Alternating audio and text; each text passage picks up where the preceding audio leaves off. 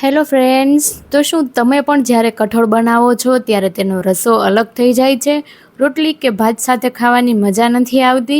તો આ રેસીપી તમારા માટે છે. અમુક ટિપ્સ અને ટ્રિક્સની સાથે એકદમ આસાનીથી અહીંયા પર ચોરીનું શાક બનાવીશું.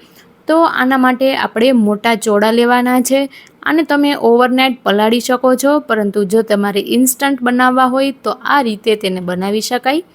તો એક બાઉલમાં આપણે જે મોટી સાઇઝના ચોળા આવે છે તેને લઈશું અને સાફ પાણીથી ધોઈ લેવાના છે. ચોરી છે, મગ છે, તેવા અમુક કઠોળ છે જેને તમે ઓવરનાઇટ ના પલાળો તો પણ ચાલે, ઇન્સ્ટન્ટલી પણ તેને બનાવી શકાય છે. બીજી બાજુ જે કાબુલી ચણા છે, દેશી ચણા છે, એવા અમુક હાર્ડ કઠોળ હોય છે જેને તમારે ઓવરનાઇટ કે પછી 7થી 8 કલાક માટે તો પલાળવા જ પડે. અહીંયા પર તમે જુઓ તો 2 પાણીથી ધોયા બાદ જ આની જે ઉપરની સ્કિન છે તે એકદમ સોફ્ટ થઈ ગઈ છે. 2 થી 3 પાણીથી ધોઈ લેવાનું અને ત્યારબાદ 10 મિનિટ માટે એકદમ ગરમ પાણીની અંદર આને આપણે પલાળીશું તો થોડા એવા સોફ્ટ થઈ જશે. હવે આપણે આને પ્રેશર કૂક કરી લઈશું. તો આમાં પાણી આપણે જે ચોળી ડૂબે તેટલું જ એડ કરવાનું છે. તેની સાથે મીઠું એડ કરી કુકરની 2 વિસલા વગાડી અને આપણે સારી રીતે કૂક કરી લઈશું. હવે જ્યાં સુધી આપણા ચોળા બફાય છે ત્યાં સુધી આદુ, મરચાં, લસણ અને ટમેટાની પેસ્ટ રેડી કરી લઈશું. તેલની અંદર રાઈ એડ કરી, ઝીણી સમારેલી ડુંગળી, 1 લાલ મરચું અને 1 તજનો ટુકડો. તો આટલી વસ્તુ એડ કરીશું. જો તમારે વધારે મસાલેદાર બનાવવું હોય તો વધારે ખડા મસાલાનો ઉપયોગ કરી શકાય.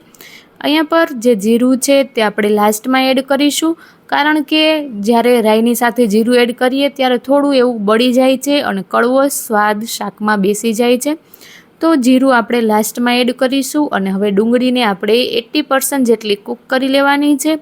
તો એકદમ સારી રીતે ડુંગળી આપણી સોફ્ટ થઈ જાય ત્યારબાદ આની અંદર આપણે બેસન એડ કરીશું. તો 1 ચમચી જેટલો ચણાનો લોટ એડ કરવાથી જે શાકની ગ્રેવીની થિકનેસ છે તે એકદમ સરસ આવશે.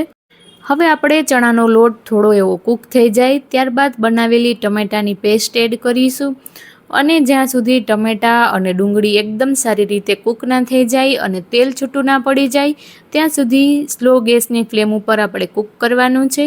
ઘરના બેઝિક મસાલાનો જ ઉપયોગ કરીશું, જેની અંદર મીઠું, હળદર, ગરમ મસાલો, મરી પાવડર, ધાણા જીરું પાવડર, તેની સાથે કાશ્મીરી લાલ મરચું પાવડર.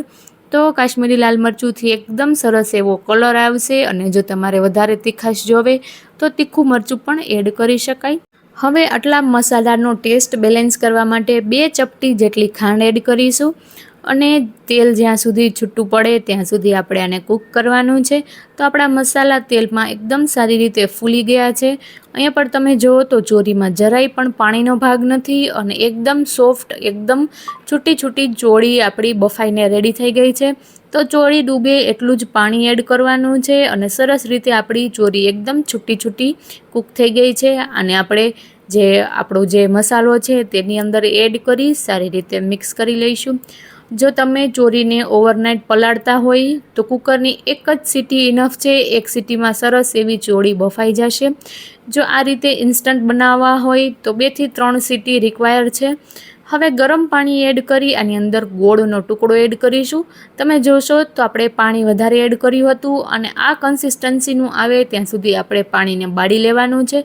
તો એકદમ સરસ એવો ઘટ્ટ રસો બનીને રેડી થઈ ગયો છે. તો એકદમ પરફેક્ટ રસાની સાથે ટેસ્ટી ચોળાના શાકની આ રેસીપી જો તમને સારી લાગી હોય તો 1 લાઇક જરૂરથી કરજો.